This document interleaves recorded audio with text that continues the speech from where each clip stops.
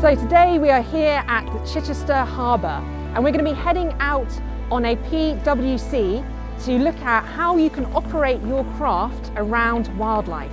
We're going to be visiting an area that has a sealing haul out.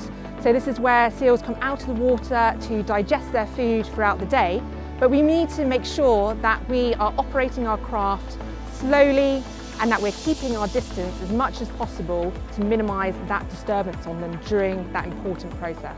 It's important for recreational boaters, first of all, to be aware of the environment they're going into. So doing a bit of research up front is very important, so they know where particularly sensitive species will be occurring, whether there'll be seal haul-outs or breeding bird sites. The best place to find codes of conduct for the areas that you are going to be launching your craft is either at the Harbour Authority, the local conservancy partnerships, or you can contact the Green Blue directly to find out the best way possible for you to go about your boating to minimise any impacts. Recreational boating can impact marine wildlife by getting too close to various species such as marine mammals, causing them to use up more energy than they would normally by disturbing them into the water, for instance.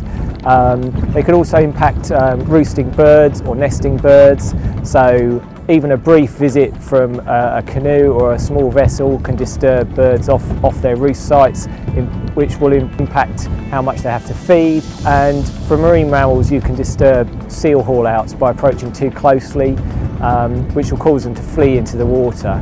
And all of these things collectively can have quite a big impact on the survival of various species.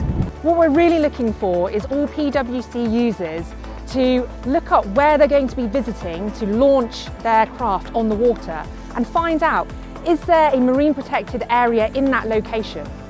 If there is, find out what the local codes of conduct are to identify the best practice that you need to be adopting to make sure that you are doing the best you can to minimise any disturbance on that local wildlife or environment, and then to ensure that you can maintain your freedom of access and boating and enjoy viewing that wildlife in the future.